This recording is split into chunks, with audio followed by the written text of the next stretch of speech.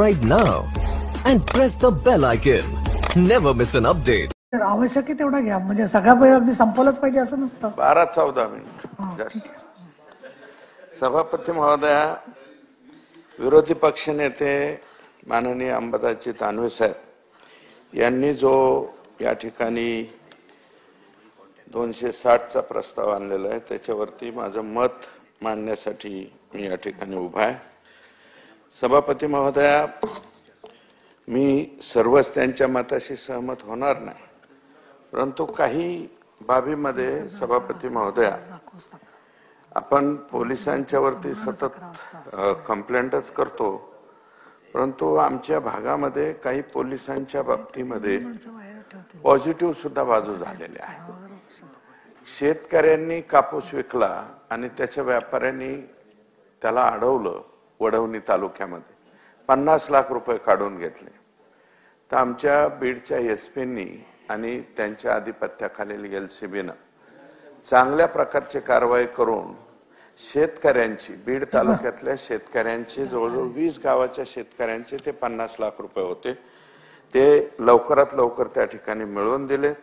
अंबाजोगाईमध्ये असाच एक प्रकार 35 लाख रुपये एका पतसंस्थेचे उचलून नेले होते, ते पण त्या ठिकाणी परत केले. आणि सभापती महोदय, ड्रग्ज रॅकेटच्या बाबतीत बोललं जाते, परंतु मध्ये ते नाशिकच्या भागातले कोणीतरी एक पकडले, ते सुद्धा या सरकारच्या काळात पकडले. आणि आता कोर्टाच्या पुढे ड्रग नेता येईना एवढं रॅकेट मोठं ड्रग पुण्यामध्ये पकडलं. परंतु हे सुद्धा याच उपमुख्यमंत्री आणि गृहमंत्र्यांच्या कालावधीमध्ये पकडलेलं आहे. हे सुद्धा नम्रपणे इथं सांगणं गरजेचं आहे. मग आता ते पाठीमाग किती दिवसापासून चालू होतं, काय होतं, त्याचाही कुठंतरी शोध या ठिकाणी घेतला पाहिजे, अशा प्रकारचं माझं मत आहे. आणि सभापती महोदय, सायबर गुन्ह्याच्या बाबतीमध्ये अभिजित वंजारी साहेब जे बोलले त्याच्यामध्ये निश्चितपणे काही तथ्य आहे. एक विनंती आहे सरकारला, माननीय उपमुख्यमंत्री महोदय, गृहमंत्री आणि सर्वच सरकारला, की याच्यावरती जे जिल्ह्याला लोक नियुक्त केलेले आहेत ते IT वगैरे क्षेत्रातले नाहीयेत नेमके. कारण हे जे सायबर गुन्हे करणारे लोक आहेत हे 150-200च्या स्पीड वरती आहेत. आणि आमचं नेमकं जिल्ह्याला जे अधिकारी नेमलेले आहेत ते जर क्लार्क लेवलचे आणि ह्याचे अधिकारी असतील तर हे रस्त्याने चालता चालता आता ते म्हणजे CCTV कॅमेरे सुद्धा ब्लॉक करतायत, इथपर्यंत ह्या लोकांची मजल गेलेली आहे. आणि सभापती महोदया, त्याचा OT नंबर वगैरे घेऊन पूर्वी काहीतरी त्याच्या बाबतीत फ्रॉड व्हायचा, पण आता OT नंबर वगैरे न घेता सुद्धा असे काही केसेस घडायला लागलेले आहेत की त्या संबंधित व्यक्तीचा OT नंबर नाही, कोणती तरी एखादी पोस्ट टाकायची आणि ह्याला लाईक करा म्हणायचं, आणि त्याला काही लोकांनी लाईक केलं की बरोबर त्याचा OT नंबर त्या माणसाकडे जातोय आणि त्याच्या बँकेतला अकाउंट साफ करण्यात आलं. हजारो कोटी रुपये अशा प्रकारे साफ केले जात आहेत. मग मी बीडला त्या दिवशी त्यांच्याकडे गेलो, म्हणलं याला काय पर्याय, तर ते म्हणाले की हे आता आम्हाला मुंबईला पाठवावं लागेल. मुंबईवाल्या लोकांना विचारलं, ते म्हणले TCS ला बँगलोरला पाठवावं लागेल, तिथं सरकारने नियुक्त केलेली एक हे आहे, आणि त्यांना विचारून मग याच्या बाबतीतला. आणि तिकडे विचारलं तर ते म्हणले आमच्याकडं बरंच काही पेंडिंग आहे, तुमचा नंबर ज्यावेळेस लागेल त्यावेळेस. मग असं जर असेल, माझी विनंती एकच आहे की ह्या IT क्षेत्रातले जे तज्ञ आणि ज्यांना याच्यातलं जास्त कळतंय सायबरच्या बाबतीतलं, असे लोक नियुक्त करण्याची आवश्यकता आहे, अशा प्रकारची माझी या ठिकाणी विनंती आहे. कारण ह्याचं सुद्धा म्हणजे कोणती लॅब, आता पूर्वी तर एकाच ठिकाणी लॅब असायची ती फॉरेन्सिक लॅब, आता संभाजीनगरला सुद्धा झाली आमच्याकडे. पूर्वी सगळे कलिनाला यायचे, आता तिकडे निर्माण झालेली. परंतु फॉरेन्सिक लॅबचा रिपोर्ट आल्याच्या नंतर सुद्धा त्याच्यामध्ये काय काय फॅब्रिकेट केलंय हे काढण्यासाठीचे जे तज्ञ मंडळी त्या ठिकाणी लागतायत ती उपलब्ध नाहीत आणि आरोपी मात्र त्याच्या पुढचं टेक्निक वापरून त्याच्यामध्ये अडचणी निर्माण करतायत। ही बाब माननीय सभापती महोदया या ठिकाणी मी आपल्या लक्षात आणून देऊ इच्छितो। सरकारने सुद्धा तातडीने या बाबतीत कारवाई करावी। सभापती महोदया, मराठा आरक्षणाच्या बाबतीमध्ये जे सरकारने आमचा निर्णय घेतला 10% आरक्षण आम्हाला जे दिलेलं आहे मराठा समाजाला, त्याच्या बाबतीत सरकारचं अभिनंदन या ठिकाणी करणं गरजेचं आहे, आम्ही करू। आणि दुसरं सभापती महोदय, सगळे सोयरेची जी अधिसूचना त्या ठिकाणी डिक्लेअर केलेली आहे, माननीय मुख्यमंत्री महोदयांनी या ठिकाणी सांगितलं, आम्ही सुद्धा त्याच्या बाबतीमध्ये अभ्यास केला, परंतु त्याच्यामध्ये किती टक्के म्हणजे सगळे सोयरे जे आहे, आता काय झालंय या आंदोलनामध्ये सभापती महोदया, कोण कोणीकडे काय बोलतोय, कोण कोणाशी काय चाललंय त्याचाच मेळ लागेल। आणि खाली वातावरण एवढं खराब होऊन गेलं सभापती महोदय, एकमेकांच्या वरती बोललेले 2 शिक्षक मला भेटले। आपण जवळपास 3.5 लाख कर्मचारी लावून मी राज्याचे मुख्यमंत्री, उपमुख्यमंत्री आणि सरकारचं अभिनंदन करणार आहे की 3.5 लाख कर्मचारी आपण सर्वेला त्या ठिकाणी लावले। मराठा समाजाच्या सर्वेक्षणाबरोबर त्या गावात ओबीसीच्या समाजाच्या कोणते कोणते घरं आहेत, किती घरं आहेत, हा सुद्धा एक त्या ठिकाणी कॉलम होता। 2 शिक्षक मला भेटले, वातावरण एवढं खराब झालं खाली की एक शिक्षक मला म्हणाला तो ओबीसी समाजाचा होता, 12 वर्षे एका गावामध्ये ओपन कॅटेगरीच्या गावात सर्वे म्हणजे त्यांनी नोकरी केली होती आणि नेमका सर्वेक्षणाला सुद्धा तेच गाव आलं आणि त्या गावात तो व्यवस्थित सर्वेक्षण करत होता, तरी सुद्धा बैठकीत तिथले लोक म्हणले नाही नाही आमच्यापैकी सर्वेला असता तो बरं झालं असतं, म्हणजे हे वाक्य। आणि ओबीसी गावामध्ये एका ज्यावेळेस तो ओपनचा शिक्षक गेला त्यावेळेस ते गाव म्हणलं तुम्ही ओपनचे आहेत आमच्या गावात येऊ नका, इथपर्यंत वातावरण खराब, माणसात माणूस राहिलं नाही अशी एकंदरीत परिस्थिती। परंतु त्याच्यामध्ये आता सगळे सोयऱ्याच्या बाबतीत एवढा गैरसमज झालाय की सगळे सोयरे लागू झालं म्हणजे सरसकट सगळ्यालाच आरक्षण मिळणार आहे, तशी परिस्थिती नाहीये। तो ड्राफ्ट आम्ही सुद्धा वाचला।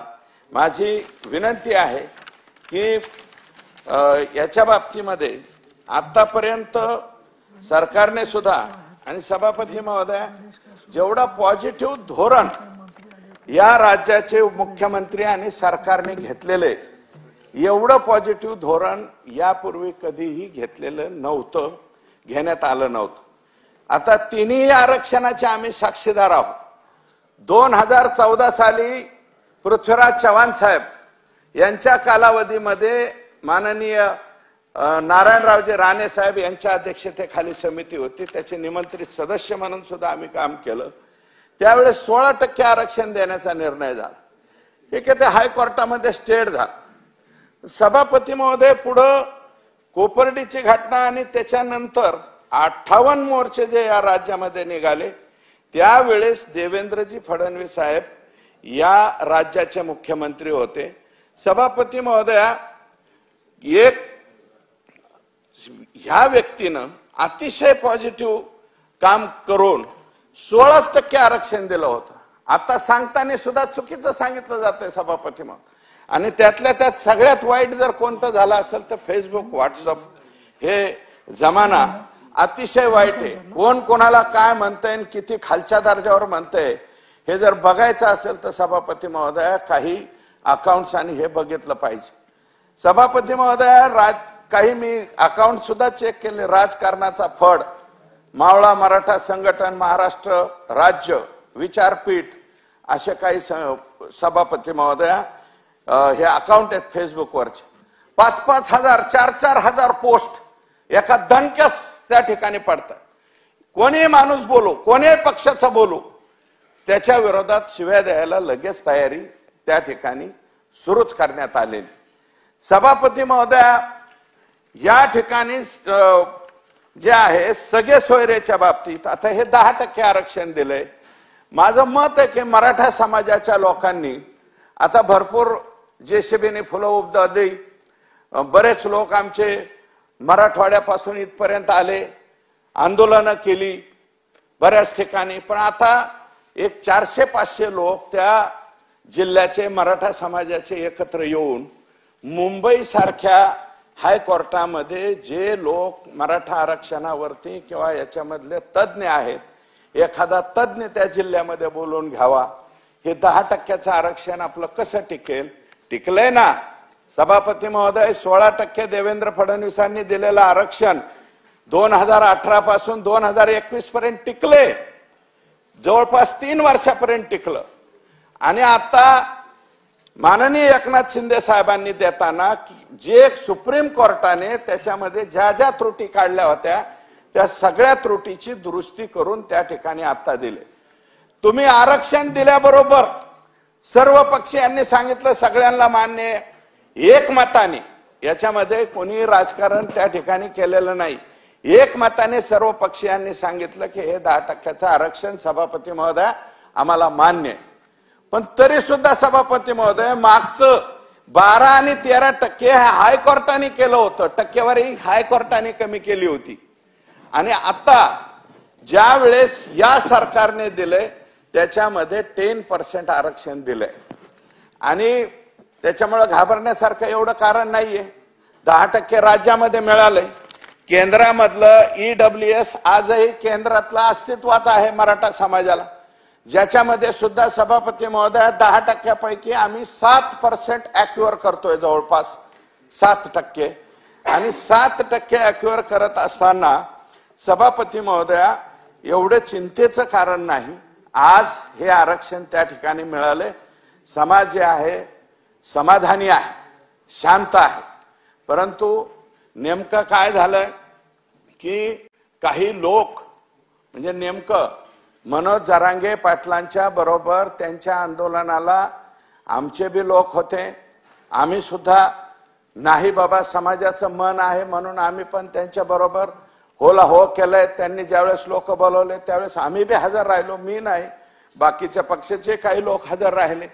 निश्चितपणे आमच्या इथं पाहुणे रावळे यायचं म्हणल्यावर त्यांचं स्वागत आम्ही सुद्धा केलेलं आहे, नाही असं नाही, मान्य. परंतु आता आरक्षण दिल्याच्या नंतर शांत राहून आणि 6 लाख सगळे सोयरेवरती ऑब्जेक्शन आले असते. मी म्हणत नाही सगळे सोयरेवरती सगळ्याच्या सगळे विरोधात ऑब्जेक्शन आलेले, कदाचित त्यातले 3 लाख पॉझिटिव्ह असतील, 3 लाख निगेटिव्ह असतील. परंतु सरकारला हा निर्णय घेत असताना त्याच्या बाबतीमध्ये त्यांना बोलवावं तरी लागेल, त्याच्या बाबतीमध्ये त्याची हेअरिंग घ्यावी लागेल. आणि हेअरिंग घेतल्याच्या नंतर मला वाटतं या अधिसूचनेच्या बाबतीत विचार करावा लागेल. आणि हे राज्याचे मुख्यमंत्री सांगत असताना, सरकार सांगत असताना आपणही विश्वास ठेवला पाहिजे. 10% मिळाले याच्यावर समाधान. पण आम्ही, आणि दुर्दैव असं सभापती महोदय, सर्वात कमी नोंदी कुणबीच्या जर कुठं सापडल्या असतील तर त्या मराठवाड्यातच कमी सापडल्या.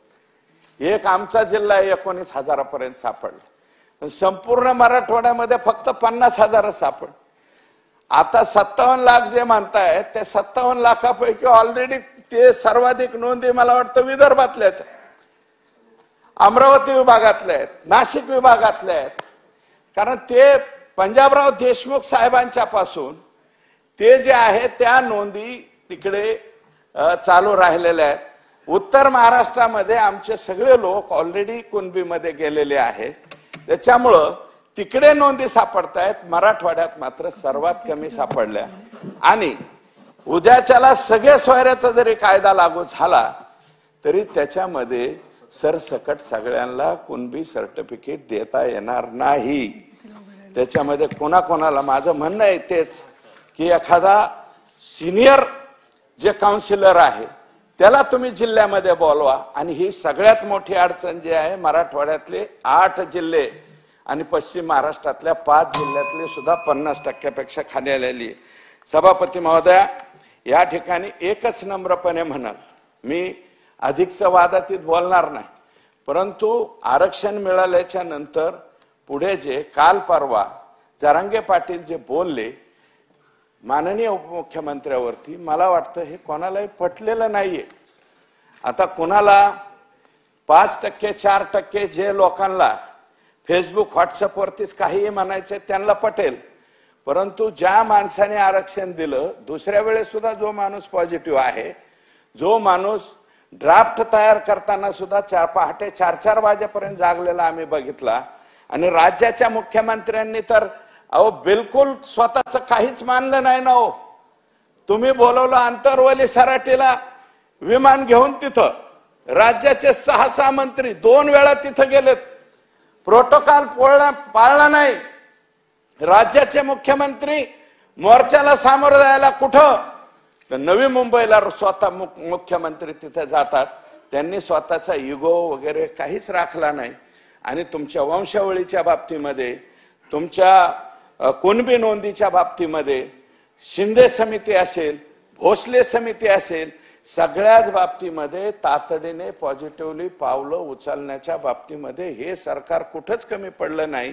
तरी सुद्धा तुम्ही उठून राज्याच्या उपमुख्यमंत्र्याला वेडवाकडं बोलताय, राज्याच्या मुख्यमंत्र्याला वेडवाकडं बोलताय.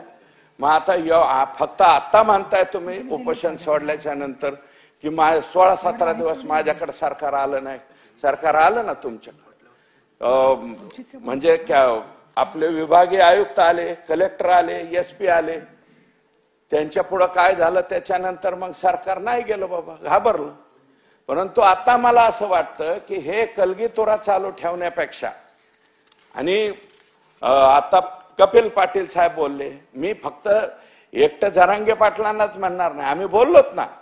तुम्ही जरांगे पाटील मागचे अधिवेशन बी काढून बघा, आम्ही भुजबळ साहेबांवरती बी बोललोत की भुजबळ साहेबांनी सुद्धा थोडस कमी बोललं पाहिजेत, हे बोललोत, याच सभागृहामध्ये बोललो. परंतु तुम्ही आता जी भाषा राज्याच्या उपमुख्यमंत्री, गृहमंत्र्याच्या बाबतीत, राज्याच्या मुख्यमंत्र्याच्या बाबतीत, उद्याच्याला मग तुम्ही उद्धव साहेबाला असंच बोलाल, आणखी कोणाला बोलाल, सोनियाजींच्या बाबतीत आणखी काहीतरी ते बोलतात, राहुल गांधींना बी बोलतात. राहुल गांधींनी वडेट्टीवार बोलले. आता ज्याचे त्याचे प्रश्न आहेत तिथं. वडेट्टीवारांना त्यांच्या भागामध्ये जर अदर बॅकवर्ड क्लास जास्त असेल तर त्यांना त्यांच्या बाजूने बोलावलं, आणि आम्ही सुद्धा मराठा समाजाच्या बाजूने बोलतोच ना, नाही असं कुठं बोलतो 100%. ही जी सगळे सोयरेची अंमलबजावणी झालीच पाहिजे हे सुद्धा इथं या ठिकाणी म्हणतो. परंतु कायदेशीर उद्याच्याला लागू करायचे नाही, लगेच स्टेड व्हायची असे काही लागू करावी असं आमचं मत नाही. माननीय मुख्यमंत्री महोदय, उपमुख्यमंत्री महोदय, दोन्ही उपमुख्यमंत्री महोदय, हे सर्वांना विनंती आहे की ते सुद्धा लवकरात लवकर त्याचे हेरिंग, विभागवार काय ज्या ऑब्जेक्शन्स आले असतील ते चेक करून त्या बाबतीमध्ये या ठिकाणी हे लागू लवकरात लवकर ती सुद्धा लागू करावी अशा प्रकारची मागणी या ठिकाणी मी करतो. आणि हे जे 2 समाजामधलं एकदम अंतर पडलेलं आहे काही दिवस, सभापती महोदय, 10% आरक्षण दिल्याच्या नंतर कुठंतरी माणसं, आणि याचे परिणाम कुठं कुठं झाले, शिवजयंतीवर सुद्धा परिणाम झालाय सभापती महोदया. 19 फेब्रुवारी जी माननीय विलासराव देशमुख साहेबांनी निर्णय घेतला होता, आणि मनोहर जोशी सर आज ते हयात नाहीयेत, पण जोशी सरांच्या कालावधीच्या नंतर ती लागू झाली. ती लागू झाल्यापासून 19 फेब्रुवारीची शिवजयंती आम्ही साजरी करतो. सुरुवातीला तारखेचा आणि तिथीचा अवमेळ होता, लोक तिथीच्या वरती साजरा करीत होते, आम्ही तारखेवर करायला लागलो. तो सुरुवातीला सभापती महोदया बँडवाले वाजवणाऱ्यांची संख्या जास्त आणि आम्ही पाठीमागे हिंडणाऱ्यांची संख्या कमी होती, अशी अवस्था आमची त्या शिवजयंतीच्या वेळेस होती.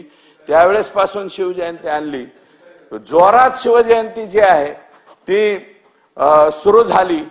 परंतु सभापती महोदय, ह्या कालच्या वातावरणामुळे शिवजयंतीवरती सुद्धा परिणाम झालाय. जरा माझी विनंती आहे, सगळीकडे थोडीशी नजर टाकून बघा की दरवर्षीच्या शिवजयंतीत सगळ्या समाजाची गर्दी किती होती आणि यावेळेस नेमकी गर्दी किती होती, या सुद्धा गोष्टीचा कुठेतरी विचार, जर शिवजयंतीवर परिणाम होत असेल तर आता कुठेतरी थांबलं पाहिजे असं माझं स्वतःचं मत आहे.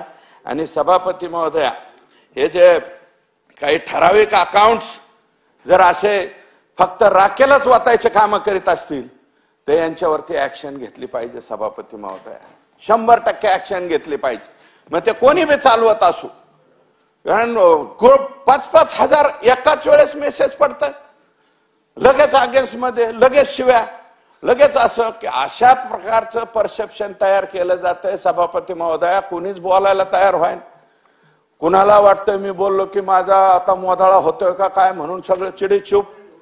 पण हे कुठपर्यंत चिडीचूप राहायचं? जर माणसातच माणूस राहिना म्हणल्यावर मग चिडीचूप तरी कधीपर्यंत राहायचं? सभापती महोदया, निवडणुका आणि हे ज्या गोष्टी आहेत त्या फार लांब आहेत, इतक्या लवकर नाही आहेत.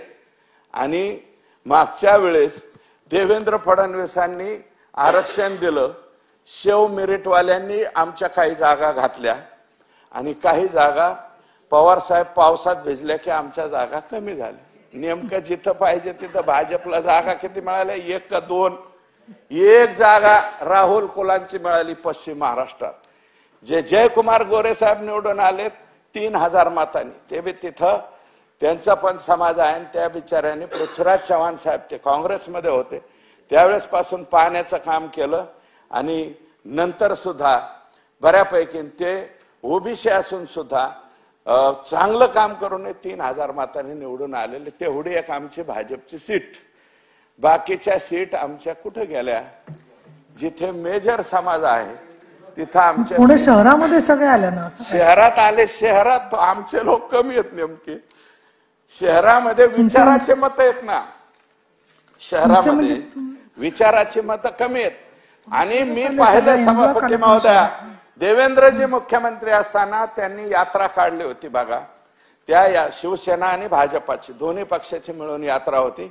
त्यावेळेस आम्ही बघायचो शेव मेरिटवाले प्रत्येक जिल्ह्यात येऊन काळे झेंडे दाखवायचे की यांनी मेरिट खराब केलं, मेरिट खराब केलं. म्हणजे मेरिटवाले लोक आमच्या अगेन्स्ट मध्ये गेले आणि ज्यांचे आरक्षण दिलं ते सुद्धा लोक बरोबर राहिले नाही. अशी अवस्था त्या ठिकाणी झाली सभापती महोदय. काही बाबतीमध्ये हे मान्य, कारण पश्चिम महाराष्ट्रात मराठा समाजाची संख्या जास्त आहे. तिथे सांगली जिल्ह्यात आमचं फक्त 1 सीट आहे, ते शहरामध्ये आहे. कोल्हापूर जिल्ह्यात आमचं 1 सुद्धा सीट निवडून आलं नाही. हे रेकॉर्ड आहे. पुणे जिल्ह्यातले आलेले ते शहरातले लोक निवडून आले, बाकी कुठे? पुणे शहरातले लोक निवडून आलेले. परंतु आउटस्कट आणि ग्रामीण भागात म्हणलं तर 1 सीट फक्त दौंडचं त्या ठिकाणी निवडून आलेले. सभापती महोदय, हा ते बी 550 मतांनी, ते बी त्यांचा गट आहे. सुभाष अण्णा कोल, त्यांच्या मातोश्री आणि आता ते एकाच घरातले 3 आमदार आहेत. ते मी सुभाष अण्णांबरोबर काम केलं, त्यांच्या मातोश्रींच्या बरोबर मी खाली निवडून आलेलं आणि राहुल दादांच्या बरोबर सुद्धा काम केलं. ते वैयक्तिक त्या घराचा आमचा संबंध आहे, पर्सनल आहे. ते अपक्ष सुद्धा निवडून आलेले आणि नंतर भारतीय जनता पार्टीच्या 1 वेळा कब्बशीवरती निवडून आलेले. तेव्हा सभापती महोदय, हे वातावरण कुठंतरी थांबण्याची आवश्यकता आहे. तरुण मुलं आहेत, यांना कोणाला काही माहिती नाही, काही नाही. बरं, आता कोणी म्हणतं गुन्हे दाखल केले. सभापती महोदय, बऱ्याच समाजाच्या लक्षात आलं नेमकं रस्ता रोकोला माणसं कमी जमली. आम्ही बी रोज लोकातच आहेत, आले नाही लोक. बऱ्याच ठिकाणी पोरं काय म्हणले, फक्त फोटो काढण्यापुरतं आमचं हे घ्या. 5 मिनिटं 10 मिनिटाच्या आत रस्ता रोको संपून ते पोरं निघून गेले. तिथं कुठेही गुन्हे दाखल झालेले नाहीयेत. गुन्हे कुठं दाखल झालेत, कोणत्या प्रकरणात झालेत? जिथं 2-2 तास, 4.5 तास रस्ता अडवला गेला, जाणीवपूर्वक पोलिसांच्या गाड्या अडवल्या गेल्या, अशाच जागेवरती फक्त रस्ता रोको मध्ये गुन्हे दाखल झाले. ठीक आहे, सरकारला उद्याच्याला वाटलं तर ते परत बी घेत. आता खरं बोललं की सख्याईला राग येतो म्हणतात. कुणी खरं बोला ना, गृहमंत्री म्हणून उपमुख्यमंत्री महोदय खरं बोलले की ज्याच्यामध्ये काही नुकसान झालं असेल, 307 सारखे गंभीर गुन्हे असतील किंवा ज्याच्यामध्ये प्रचंड हानी झाली असेल सरकारची किंवा खाजगी मालमत्तेची, त्या प्रकरणामध्ये माघारी घेताचे हायकोर्टाचे काही आदेश आहेत. त्या आदेशाने सरसकट सगळे गुन्हे माघार घेता येत नाहीत. हे म्हणलं तरी सुद्धा लगेच हे अमका, म्हणजे आता ते मी बोलणार नाही बाबा, आरतुऱ्यावर ते सुरू होत. तुझं असं, तुझं जात काढली जाते. सभापती महोदय, राज्याचे मुख्यमंत्री राहिलेला, आता उपमुख्यमंत्री असलेला या राज्यातला सर्वात मोठा पक्ष असलेल्या व्यक्तीची जात सुद्धा काढली जाते. कोणत्या भाषेमध्ये बोलतोय आपण, काय बोलतोय याचं कुठेही भान राहत नाही. आणि त्याला सुद्धा एकदम ओके म्हणून लगेच लाईक सुद्धा केल्या जातात. आणि हे असे मी 2-3 नावं सांगितले, त्यांचे 5-5 हजार लगेच त्याला कमेंट्स पडतात, लाईक सुद्धा हजारो लाखोत सुद्धा वाढतात. याचा कुठेतरी विचार करण्याची आवश्यकता आहे. मला वाटतं मनोज जरांगे पाटलांना सुद्धा माझी विनंती राहील की आता काही काळ तुम्ही शांत राहून, जिथे कुठं सर्टिफिकेट दिलेलं नाही तब्येतीची अगोदर काळजी घ्या. नंतर कोणत्या तालुक्यात कुठं बाबा लँडच्या जमीन म्हणजे आपण मोजणी ऑफिस म्हणतो, मोजणी ऑफिसला जास्त नोंदी सापडतायत सभापती महोदया. मग कोणत्या तालुक्यातल्या नोंदी सापडल्या नाही, अजून सापडल्यात तर त्याला वाचणारे लोक सापडत नाहीत. एक पंचायत आहे का सभापती महोदया? माणसांची संख्या कमी आहे, त्याच्यातल्या ज्या नोंदी आहेत काही उर्दूत आहेत, काही द्विभाषिक आहेत, मोडी लिपीत आहेत, ते वाचणारे सुद्धा माणसं सापडत नाहीत सभापती महोदया.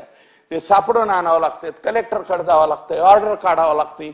ऑर्डर काढल्यावर काही पहिल्यांदा 1 तालुका होता, आता 2 तालुके झालेत. तर त्या तालुक्यावाला तहसील म्हणतो ह्या तालुक्याकडे जा, ह्या तालुक्याचा तहसीलदार म्हणतो आता तिकडचा तालुका झाला. सभापती महोदया संपवतो, फार गहन प्रश्न आहे म्हणून. कारण आता सभापती महोदया मान्य करतो, मी जरी आता एवढं चांगलं बोललो तरी मला सुद्धा शिव्या आहेत. देव दे आता कवर शिव्या, गप कधीपर्यंत बसायचं? हे शिव्याची लाखोनी वाहू द्या, कोणी काय म्हणायचं ते म्हणू द्या, पण सत्य परिस्थिती जी आहे ती कुठंतरी मांडली पाहिजे सभापती महोदय. मांडणाच कोणी, त्याच्यामुळे मोकळं रान सुटलंय. कोई दे रान सुटे गिरान, कोणीकडं काही बोलून काहीसा बी चलन देऊ.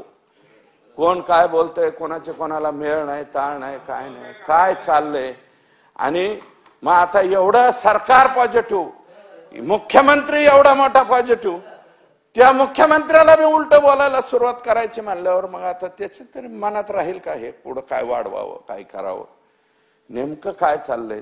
आणि लोकांना कळतं सभापती महोदय, याच्यामध्ये बऱ्याच लोकांचे उलटे सुलटे कार्यक्रम झाले सभापती महोदय, इतके खतरनाक कार्यक्रम झाले. अनेक वर्ष ज्याला लोक देव मानित होते, अजिबात वॉशिंग्टन झालं त्यांचं समाजातून. आणि जे लोक पॉझिटिव्ह राहिलेले त्यांना 100% उद्याच्याला पॉझिटिव्हच मार्क मिळणार आहे, हे सुद्धा उद्याच्याला दिसतंय. चित्र हे समाजामध्ये होणार आहे.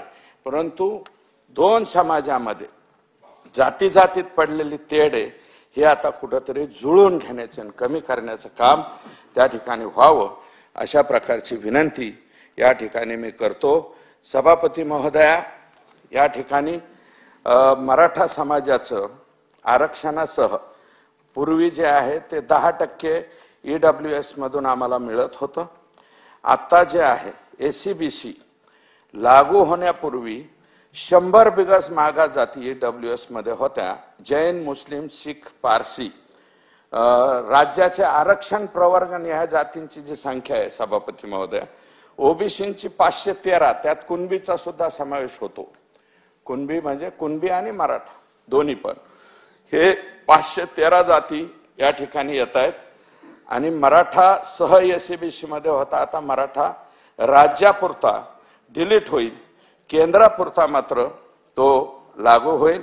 सभापती महोदया, उत्पन्नाची मर्यादा आता ओबीसीचे 8 लाख आहे, ओपनचे सुद्धा 8 लाख झालेले आहे. त्याच्यानंतर शिष्यवृत्ती जी आहे ती 100% प्रतिपूर्ती ही ओबीसीतल्या वीज भज आणि त्याच कॅटेगरीला मिळते. 19% वाल्याला मला वाटतं 50%चीच त्या ठिकाणी आहे. आणि त्याच्याच बरोबर 8 लाखाची EWS ची सवलत ही राजर्षी शाहू महाराज शैक्षणिक प्रतिपूर्ती उत्पन्न मर्यादा ती सुद्धा 50% पर्यंत भेटणार आहे.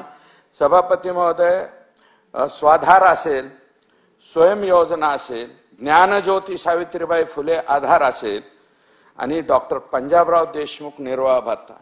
सभापती महोदय, याच्यामध्ये मागच्या कालावधीत 2016-17 पासून सर्वाधिक जास्त काम आज इथं उपस्थित नाहीयेत, पण या सभागृहाचे सन्माननीय चंद्रकांत दादा त्यावेळेस सभागृह नेते होते आणि समाजाच्या समितीचे अध्यक्ष. सर्वाधिक जास्त काम त्या माणसाने केलं. त्या माणसाला सुद्धा मराठा आहे का नाही जैन आहे म्हणलं. भाजपची किती मिनिटं झाली बोलून काढून त्यांच्या बाबतीत सुद्धा चांगलं झालं. सभापती महोदय संपलं. सभापती महोदय 60,000 रुपयापर्यंत पंजाबराव देशमुख साहेबांच्या नावाची योजना, निर्वाह भत्ता योजना आता सगळ्या समाजाला त्या ठिकाणी लागू होणार आहे. सभापती महोदया संपवतो मी आता. अधिकचं काही नाही बोलता, फक्त विनंती करतो. क वर्ग नगरपालिका आणि नगरपंचायतीच्या बाबतीत माननीय भुमरे साहेबांना विनंती करतो की मनरेगाचा कायदा याच्यामध्ये काही प्रमाणामध्ये लागू करावा. राऊत साहेब 2014ला होते, नितीन राऊत साहेब, त्यांनी एक GR काढला होता पण पुढे अंमलबजावणी झाली नाही. मराठवाडा आणि विदर्भ आणि उत्तर महाराष्ट्रातल्या बऱ्याचशा नगरपालिका क वर्ग आहेत, नगरपंचायती सुद्धा आहेत. सभापती महोदय दुसरी एक विनंती आहे की कापसाच्या दराच्या बाबतीत, सोयाबीनच्या दराच्या बाबतीत नाराजी शेतकऱ्यांच्या मध्ये आहे आणि कांद्याची निर्यात माननीय गुलाबराव पाटील साहेब या ठिकाणी उपस्थित आहे. ते जळगावचेच आहे. मला वाटतं नाशिकवर त्यांना जावं लागतं. नाशिक पासून आमच्यापर्यंतचा पट्टा कांदा उत्पादक शेतकरी आहे. तो मध्ये माननीय मुख्यमंत्री महोदयांनी ही बंदी उठली अशा प्रकारचं स्टेटमेंट आलं होतं, परंतु निर्यात बंदी उठलेली नाही. माझी मुख्यमंत्री महोदय गुलाबराव पाटील साहेब, आपण उपमुख्यमंत्री महोदय यांच्याशी बोला आणि केंद्राकडून ही लवकरात लवकर कांद्याची निर्यात उठवून द्यावी, निर्यात चालू करावी. कारण आता जुना कांदा संपला पण नवा कांदा आता लगेच या महिन्यामध्ये येईल. सभापती महोदय दुधाच्या बाबतीमध्ये पावडरला एक्सपोर्टचं अनुदान द्यावं अशा प्रकारची एक विनंती आहे. आणि काही मी माननीय विरोधी पक्षनेते साहेबांना त्यांनी या प्रस्तावामध्ये लिहिलंय सभापती की महानंद दुसऱ्या राज्याच्या दारी नेऊन घातली. सभापती महोदय अमूल ब्रँड आणि NDDB national dairy development board ह्या दोन वेगळ्या बाबी आहेत. NDDB जी आहे ती संपूर्ण देशातल्या सहकारातल्या ज्या ज्या संस्था आहेत त्यांना स्ट्रेंथनिंग करण्याचं काम करतं. वर्गीस कुरियन साहेबांनी आणि सुरुवातीला इंदिराजी पंतप्रधान असताना ऑपरेशन फ्लड या देशामध्ये आणलं. त्याचं प्रमुख पद हे वर्गीस कुरियन साहेबांच्याकडे होतं आणि आपली आरेची डेअरी जी आहे ती सुद्धा वर्गीस कुरियन साहेबांनी उभी केलेली आहे. आजही इतके वर्ष झालं बंद पडली पण त्याची जी मशिनरी आहे एवढी तगडी मशिनरी कोणाचीच नाही. तेव्हा NDDBला महानंद देणं म्हणजे दुसऱ्या राज्यामध्ये नेऊन घालणं हा गैरसमज कृपया काढून टाकावा. NDDBकडे महानंद दिलंच पाहिजे. मी सुद्धा 1.5-2 लाख लिटर दूध असलेला महानंदचा चेअरमन राहिलेला माणूस आहे. त्या ठिकाणी सरपोतदार दादांपासून शिवसेनेची जी आहे ती संघटना आहे आणि आता मला वाटतं आपले सचिन भाऊ त्याचे अध्यक्ष आहेत. हे कर्मचाऱ्यांच्या बाबतीत सुद्धा शासनाने तातडीने काही ना काही निर्णय केला पाहिजे. गेल्या 7 महिन्यापासून तिथं पगार नाही. 100% मराठी माणसं असलेली ही संस्था आहे. खूप आता 30-32 मिनिटं झाली. भाजपचाही सगळा वेळ सभापती महोदय आदिवासीच्या OTSP एरियामध्ये थोडासा पैसा दिला पाहिजे. सगळा पैसा TSP एरियात जातोय. बाहेरचे जे आदिवासी आहेत त्यांना न्याय मिळत नाही. आशा, अंगणवाडीताई आणि CRPच्या बाबतीत योग्य निर्णय घ्यावा आणि आरोग्य भरतीच्या नियुक्तीमध्ये कोविड मध्ये काम केलेल्या लोकांना संधी द्यावी अशा प्रकारची विनंती करतो आणि या ठिकाणी थांबतो. Subscribe now and press the bell icon. Never miss an update.